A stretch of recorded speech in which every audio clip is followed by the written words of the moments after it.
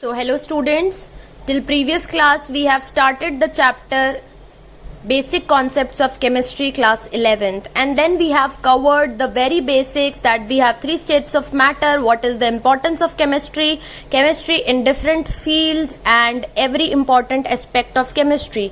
We have discussed this already in the previous class. Let us proceed.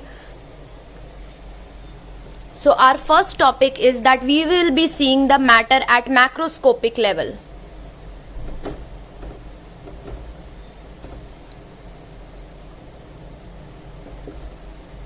This means macroscopic level मतलब हम matter की बात करेंगे inner deep में जाके नहीं, बट ऊपर ऊपर से हम मैटर के बारे में बात करेंगे. माइक्रोस्कोपिक अगर मैं कहती तो we'll be talking about the atom and molecules deeply, but if I am saying macroscopic level that means ऊपर ऊपर से हम एटम्स और मॉलिक्यूल्स को देखेंगे एंड मैटर की स्टडी करेंगे. So according to this category matter is divided into two categories. One is pure substances and mixtures. So pure substances are the substances that have a fixed composition, always fixed composition,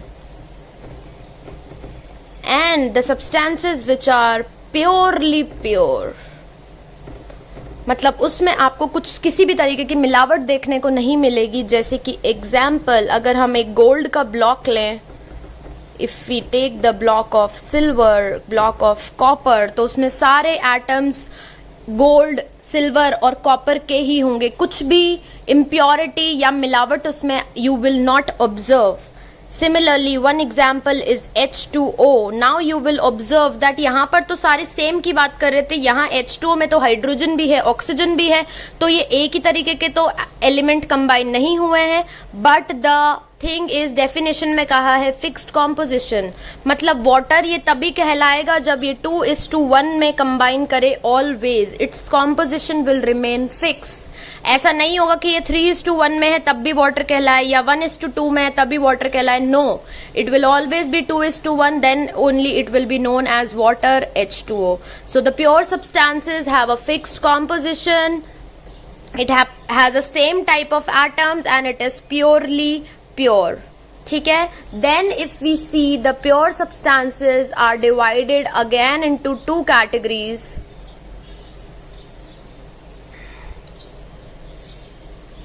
One is elements, other is compounds. So what are elements? Elements means these are such kind of pure substances जिसमें एक ही तरीके के atoms होंगे, single type of atoms. Like example अभी हमने देखा a gold block, a silver block, a copper block, etc. इसमें सिर्फ इसी एलिमेंट की बात हो रही है, इसी एटम की बात हो रही है. सिर्फ गोल्ड के एटम होंगे, सिर्फ सिल्वर के एटम होंगे, नो एनी मिक्सचर. ठीक है, कुछ भी इसमें मिक्स नहीं कर रहे. Similarly if we see compounds, so it has one or more than one type of atoms, लेकिन इन फिक्स्ड कॉम्पोजिशन, क्योंकि प्योर सब्सटेंसेस में फिक्स्ड कॉम्पोजिशन में ही रहता है. Example H2O, 2 hydrogen 1 oxygen, always fixed composition. Glucose C6H12O6, always fixed composition. Right, this is about pure substances and its categorization. Let us proceed. You can pause the video here and then you can write it down.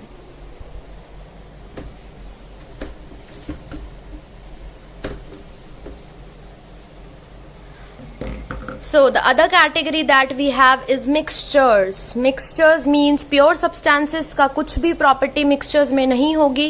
Let's suppose हम नमकीन खाते हैं तो it is having a different kind of चीजें होती हैं उसके अंदर, जैसे मूंगफली है, पीनट, चना है, ठीक है, थोड़ा उसमें सेव है, सो अलग अलग चीजों से। So mixture is made up of different kinds of atoms, अलग अलग चीजें उसमें मिली हुई हैं, and not in fixed ratio but substances present in any ratio or composition, किसी भी रेशियो और कॉम्पोजिशन में आप मिला लेंगे तो that will be known as mixture, ठीक है। It contains 2 or more than 2 atoms but in any ratio। कुछ फिक्स नहीं है कि जैसे H2 में फिक्स था ना, 2 हाइड्रोजन 1 ऑक्सीजन 2:1, ऐसा यहाँ पे कुछ भी फिक्स नहीं है, ठीक है। So the mixture is again categorised into 2 categories. One is homogeneous mixtures and one is heterogeneous mixtures।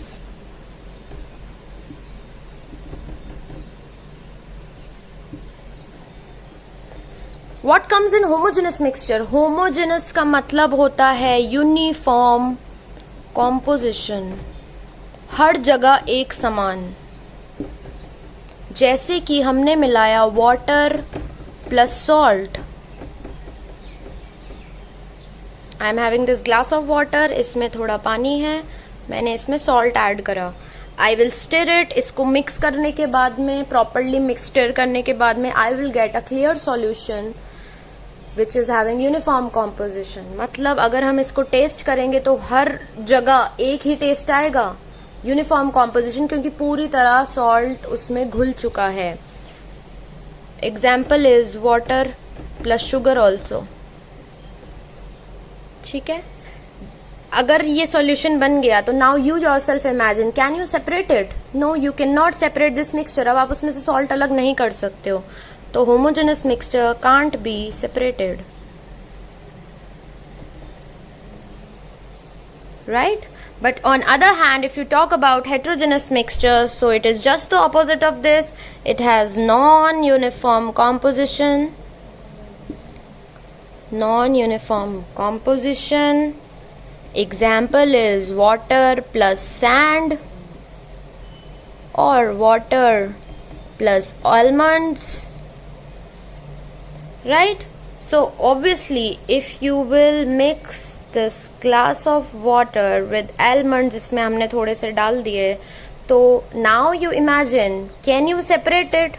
Yes, very easily almonds उसमें से निकाल सकते हो। उसको स्टिर भी करोगे तब भी almonds are not soluble in the water। If we consider sand also, sand को भी अगर आप sieve के हेल्प से फिल्टर करेंगे तो you can separate sand also, right? Can be separated।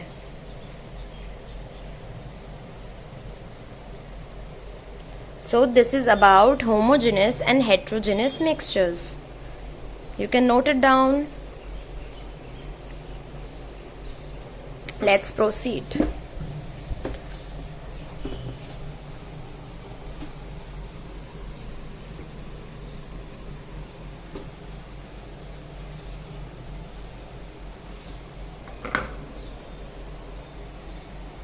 Next topic is physical properties and chemical properties। What does this mean? आगे in the further chapters in the entire class 11th and 12th chemistry, you will get to learn about lot of physical properties and chemical properties of different substances। So पहले पता तो होना चाहिए ना कि होती क्या है physical property and chemical property। So physical properties are the properties that are observable or measurable, जिनको आप observe कर सकते हैं और मेजर कर सकते हैं विदाउट चेंजिंग देयर आइडेंटिटी। उनमें कुछ बदलाव करने की जरूरत नहीं है, बल्कि जो आपको चीजें सामने की सामने ऑब्जर्व होती दिख रही है that are the physical properties, ठीक है। And these are non observable और नॉन